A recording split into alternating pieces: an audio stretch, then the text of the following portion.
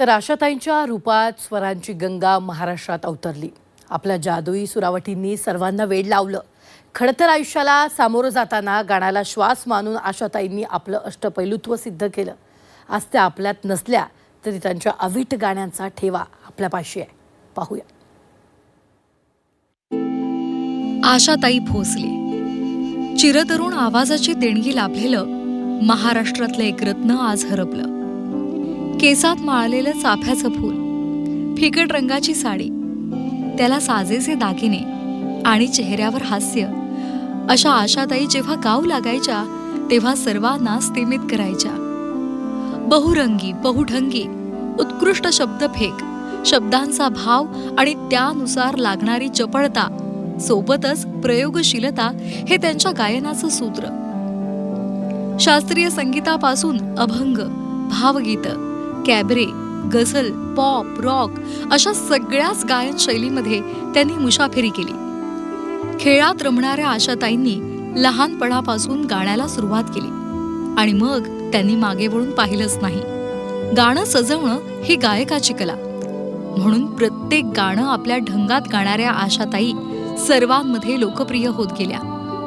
पण मोठ्या भगिनी लता दीदींसारखा लखलखता सूर्य समोर असताना त्यांच्या समोर त्यांच्यासारखं गायचं नाही, म्हणून त्यांनी आपली वेगळी शैली निर्माण केली. त्यासाठी इंग्रजी, इटालियन अशी पाश्चिमात्य गाणी त्यांनी ऐकली आणि मेहनत करून स्वतःची शैली विकसित केली. मधुबाला, झीनतमानपासून अगदी माधुरी दीक्षितपर्यंत सर्व आघाडीच्या नायिकांना आशाताईंचा आवाज चपखल बसायचा.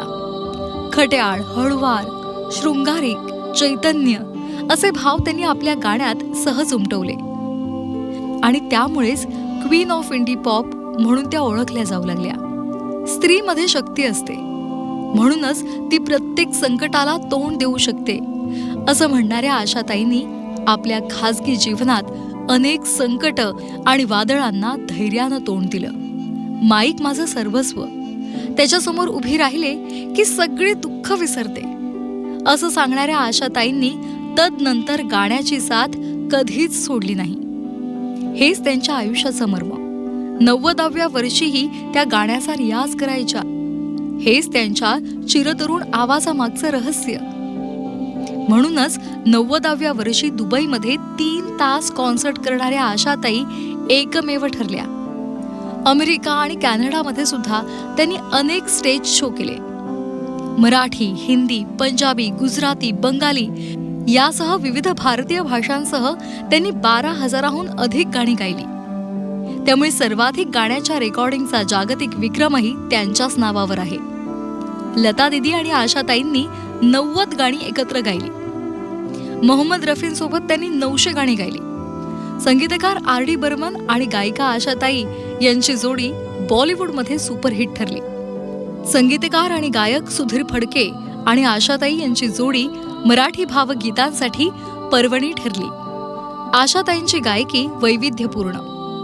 मग नाचरे मुरासारखी बालगीतं असोत किंवा नाट्यगीतं असोत, किंवा रेशमाच्या रेघांनी ही लावणी असो किंवा भावगीतं असोत, या गायकीनं सगळ्यात लीलया मुक्त संचार केला.